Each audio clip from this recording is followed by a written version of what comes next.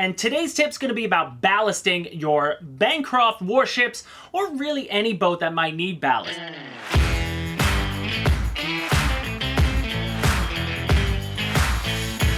Hello everybody, welcome back to Motion RC. I'm James with a quick tip. And today's tip's going to be about ballasting your Bancroft warships, or really any boat that might need ballast. Most smaller speedboats aren't going to need it per se the way we're going to do it here. And a lot of the sailboats already come with ballast. They usually have something that's going to balance out the sailboat for you on the bottom. But when it comes to these big warships especially, you're going to need to do ballast to get them to sit correctly in the water so that they don't capsize, or so that they don't sit side to side, things like that. You want them sitting in the water level and smooth. So this video here is just going to be some quick, again, ideas. There's a million ways you can do this, a million ways to skin a cat. This is just the way I've done it, and I've had success with some of our Bancroft boats, some of the ones you see behind me, and especially the two in front of me, because these two are also very different.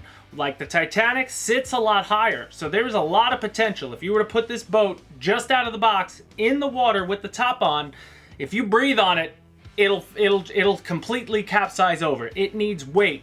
And then something like the Battleship is not as tall, but still it'll sit way higher in the water out of the box as is. So it's your job to ballast it and make sure that it sits right. So what do we need to ballast? The only things that I required to do it the way I do it was a set of BBs. BBs are very heavy, and the best thing about them, they can spread around.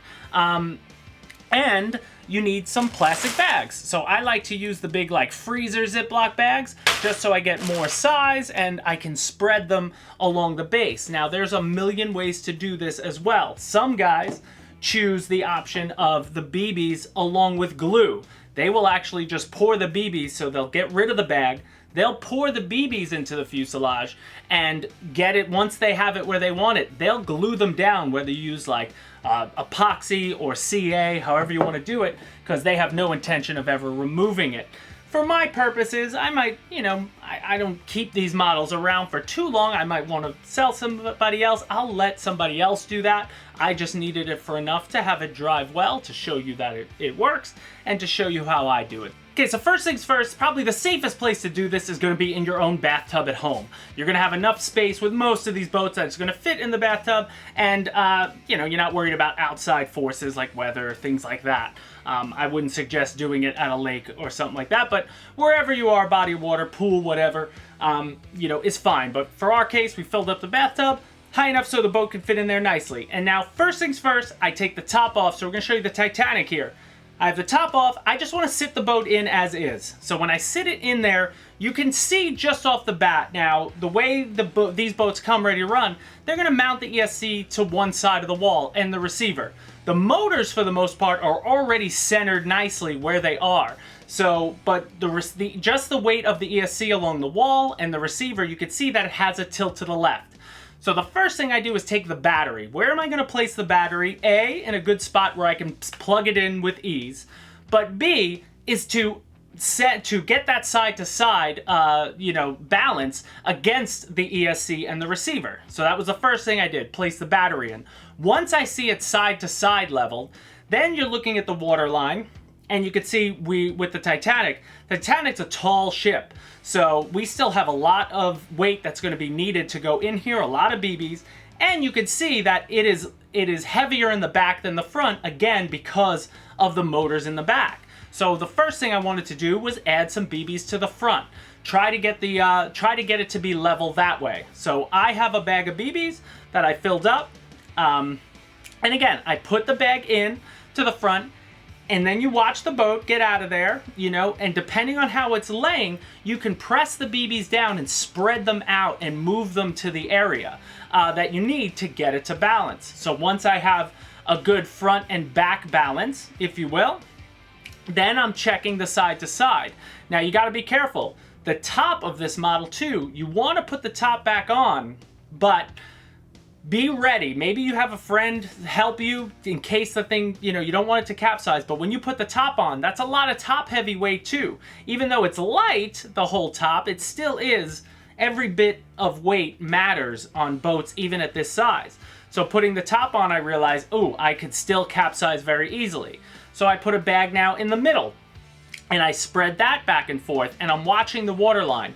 You want to have your water line to the point where the red meets the black. So the red paint on the bottom meets the black. That's going to be perfect ballast. Now when I put more BBs in the middle, I noticed that I started getting a forward lean versus the back, and I was still a little too high, so I added a third bag of BBs to the very back of the Titanic.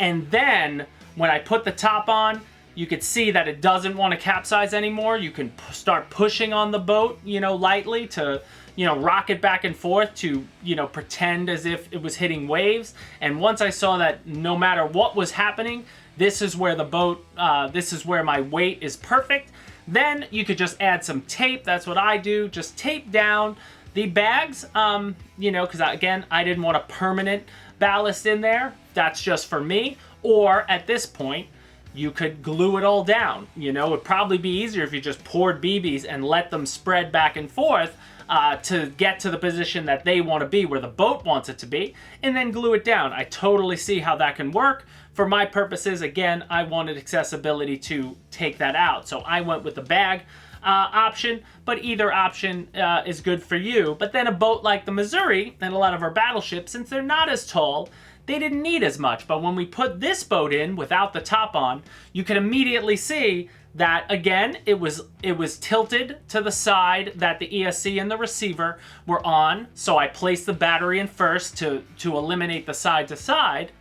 And then once that is, you can see obviously this model has four motors. So it definitely, the water line was almost perfect in the back. So I realized I only gonna need more BBs up front, middle to the front to counteract that, because the front of the ship was almost out of the water, if you will. The back had enough weight. So I added about 4 pounds of BBs overall to the Missouri model. And that ended up getting the water line right in that black stripe on the warships. Most warships are going to be painted like this, so that's what you're looking for. You want the water line to be right where the red meets the gray, and in this case, the black line is that center point. So there you have it, guys. Every boat's going to be different, but these are just some options. This is just an option. A quick tip: if you're new to boats and you get one, you can't just take it out of the box and put it in the water without some ballast. And the best way to do it, I find, get yourself BBs. This is a 4 pound bag of BBs for this one, and I believe I have almost 8 pounds in the Titanic in 3 separate bags. There's numerous ways to skin a cat, as they say. So if you're a boater out there, maybe you have an even better option or a different way to do it, please leave that in the comments down below. This is just one way to do it. It's not perfect, but it works, and we, as you can see, we're able to drive these around on the lake and make them look really good and have fun doing it. But ballast is key whenever you're dealing with a Bancroft warship. So that'll do it for us here for this quick tip, guys. Thank you for watching. Hit the like button on your way out the door, and we'll see you next time at Motion RC.